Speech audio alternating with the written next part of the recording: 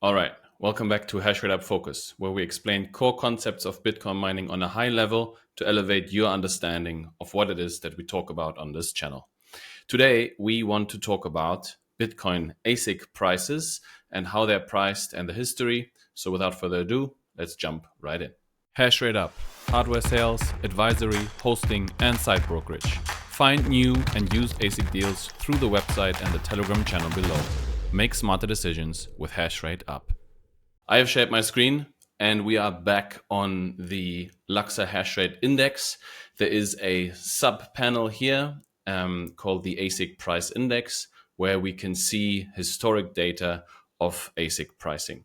Now, the different colors in the graphs here highlight different efficiency models. So we can see obviously that the higher efficiency models have the longest history because they have been out for longer. These are very old units, older than S17s. I think 68 joules per terahash, obviously very outdated. What we want to focus on in this video is obviously the newer models. So let's go ahead and switch to the 6-month time frame here. And now we can see we are left with three buckets of efficiency under 19 terahash, 90 to 25 terahash, and 25 to 38 terahash. On the axis here, we have the date or the time period, the days, and on the y-axis, we have the USD per terahash number, meaning how much per terahash per unit of computation do we need to spend to buy an ASIC. Obviously, the higher efficiency, so less energy spent per terahash units, are more expensive than vice versa. And the differences here are quite drastic, right? So right now, at current, we are at about $4 per terahash for a unit between 25 and 38 terahash. That could be an S19J Pro or similar. And then the units going for under 19 joules per terahash are priced at about $16, right? So these are all new units, right? So that needs to be kept in mind. This is all comparison for new and not old, but most customers, most investors, they want to buy new units. And then when you get into the used space, it gets a bit more detailed and advanced, but we can get there as well on a different episode of HashrateUp Focus. So first and foremost, what I like to highlight and what I repeatedly say is that ASICs are as cheap as ever, right? So if we go ahead and switch to the 1 year, you can see the curve has been really, really flat. I don't want to go to all because it just sort of doesn't tell you much, right? The prices out here were so high that it that doesn't give you much insight as to what the cost is right now.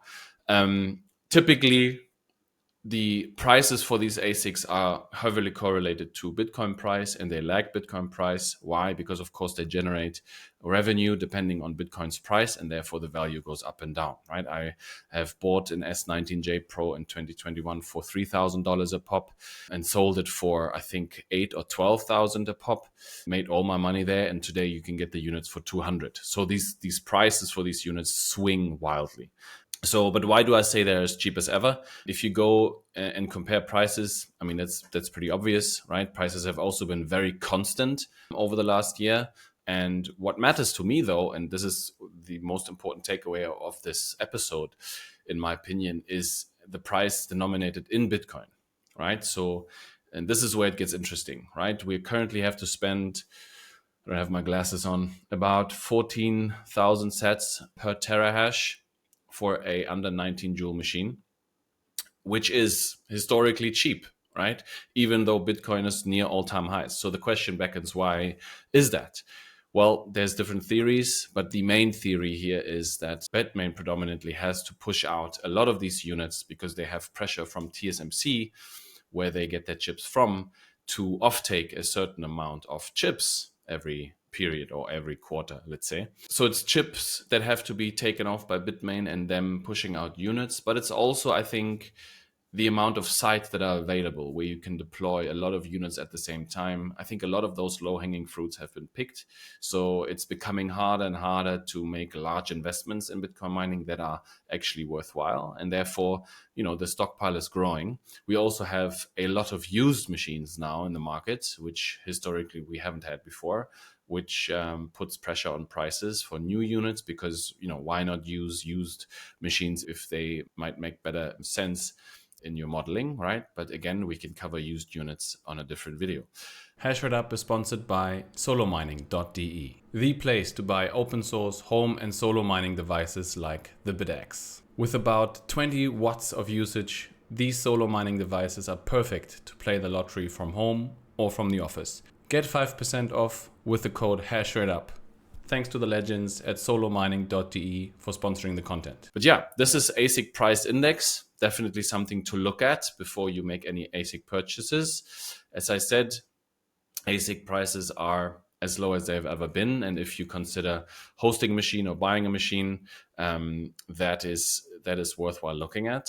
We can also look at my homepage briefly, where I list all the pricing for Bitcoin miners in Bitcoin terms as well as dollar terms. Because again, you want to make more Bitcoin at the end of the day. We will cover that and the way I think about investing in Bitcoin mining on a different video as well. But if you want more Bitcoin at the end of the day, you have to look at how much Bitcoin are you spending instead of buying Bitcoin. And again, if you want to have more Bitcoin at the end of the day, then you have to compare it to the amount of Bitcoin that you could buy today with the same investment, right? And so you have to look at all the expenses in Bitcoin terms. And if you're just hosting a couple machines or 100 machines or whatever, and you're not building out your own infrastructure and stuff like that, then you have to definitely look at the price of the ASICs in Bitcoin terms. It gets more complicated if you have your own transformers, switch gears, your own site, your own land and stuff like that. I mean, all of those theoretically also have to be transferred into Bitcoin, in my opinion.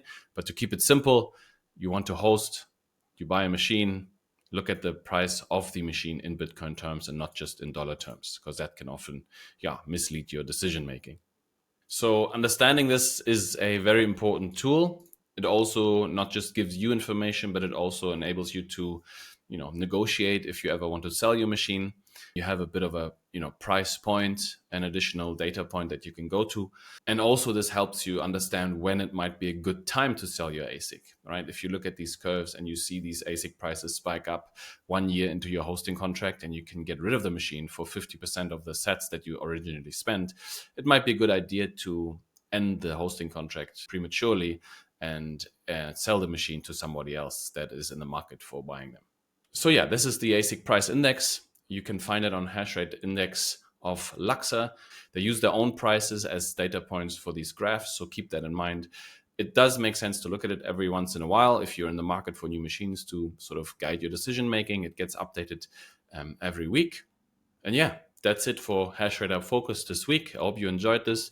Let me know if this format is interesting to you, if you'd like to see more. Hit subscribe, hit the like, you know how that goes. Comments are always appreciated. Send me all the questions you have around this and tell me if I missed anything. And with that being said, all the best, ever upward.